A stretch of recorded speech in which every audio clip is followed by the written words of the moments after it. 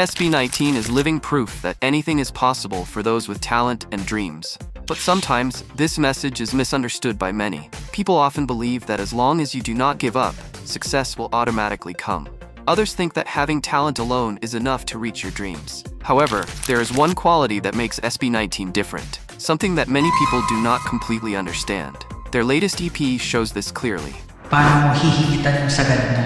There are even testimonies from people who have worked with them, sharing how the members put extra effort to achieve excellence. At saka nga, di ba sabi ko siya, nakasama ko nga sila sa show dati na hindi nga sila, wala nga silang pangalan, pero talagang buong araw sila nagre-rehearse. Para yun ang lang meron, sa mga, actually nga meron sila eh. Yung performance level nila, hindi nila pinuputyo-putyo. Kumbaga, alam nila, yun dahil doon, kaya din naman talaga sila naalala ko, meron pa silang tinuro na sayo, sabi doon sa game show, na chicken dance, na putyo-putyo na, pero pag nagtuturo sila, kinakarir talaga yung chicken dance. Which is true. Sabi ko, in fairness dito sa grupo na to.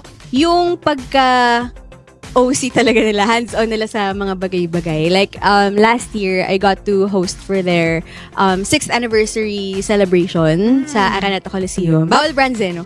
So, okay lang, go. Ayun, Dunkin na concert. It was a 2-day concert.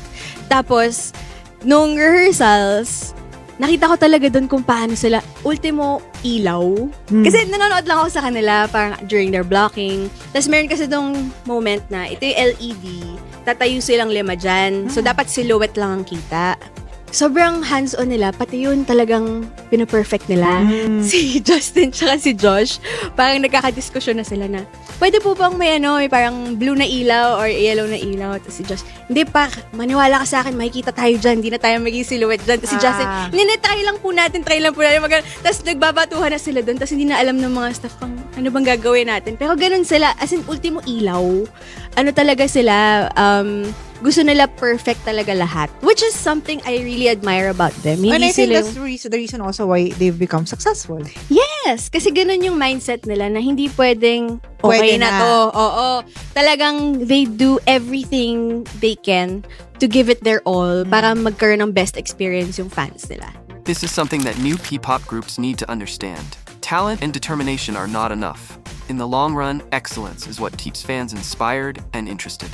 If you keep showing the same thing over and over, there might come a time when even loyal supporters start to lose interest. Honestly, SB19 could release anything now, and A-Team would still support it, even if it is not their best work. But SB19 does not take that route. They always put in extra effort to do better than before. Excellence is not just a goal for them. It is a standard that everyone should be inspired by.